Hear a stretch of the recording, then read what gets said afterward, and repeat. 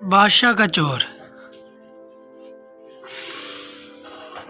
بادشاہ کا چور شیخ معظم الہی بہت پہلے جب ہر جگہ بادشاہی حکومت کیا کرتے تھے، ایک مرتبہ ایک بادشاہ اپنے ایک ملازم سردار سے ناراض ہو گیا اور اسے دربار سے نکال دیا اور حکم دیا گیا کہ تم دن رات اپنے گھر میں پڑے رہو، نہ کہیں باہر جا سکتے ہو نہ کہیں کام کر سکتے ہو۔ یہ بظاہر معمولی حکم تھا، کیونکہ دن رات گھر میں پڑے رہنا، کچھ کام کاج نہ کرنا اور فارغ وقت گزارنا بہت مشکل ہوتا ہے۔ ویسے بھی ایک آدمی ایک ہی جگہ اور ایک قسم کے لوگوں میں رہتے رہتے گھبرا جاتا ہے اور تو اور بہت وحشت ہوتی ہے۔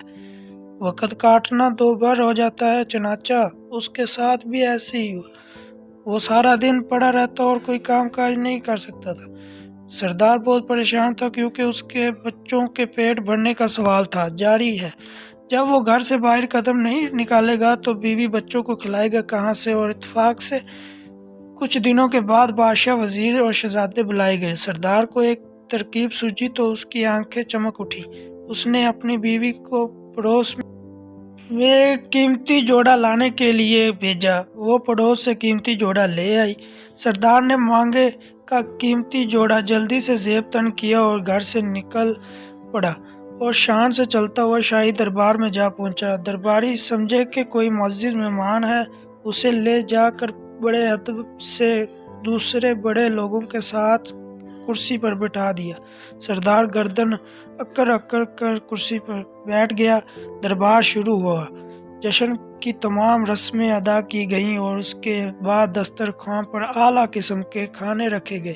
سردار نے بھی ہاتھ بڑھا کر خوب ڈٹ کر کھانا کھایا اور پھر نظر بچا کر بڑی چالاکی سے سونے کی ایک رکابی اپنے لباس میں چھپا لی اور دربار ختم ہوتے ہی وہاں سے 9-11 ہو گیا اور گھر آ کر بڑے مزے سے سارا واقعہ اپنی بیوی کو سنایا۔ اس کے بعد اس کی بیوی بازار جاتی اور سونے کی رکابی کا ایک ٹکڑا کاٹ کر فروخت کر کے کچھ رقم لے آتی۔ یوں سردار کی زندگی آرام سے گزرنے لگی اور پریشانی دور ہو گئی۔ ادھر دربار کے ملازموں نے دیکھا کہ سونے کی ایک رکابی کم نکلی ہے تو بیچارے بہت گھبرائے اور رکابی ڈھونڈنے کے لیے ادھر ادھر دوڑنے لگے۔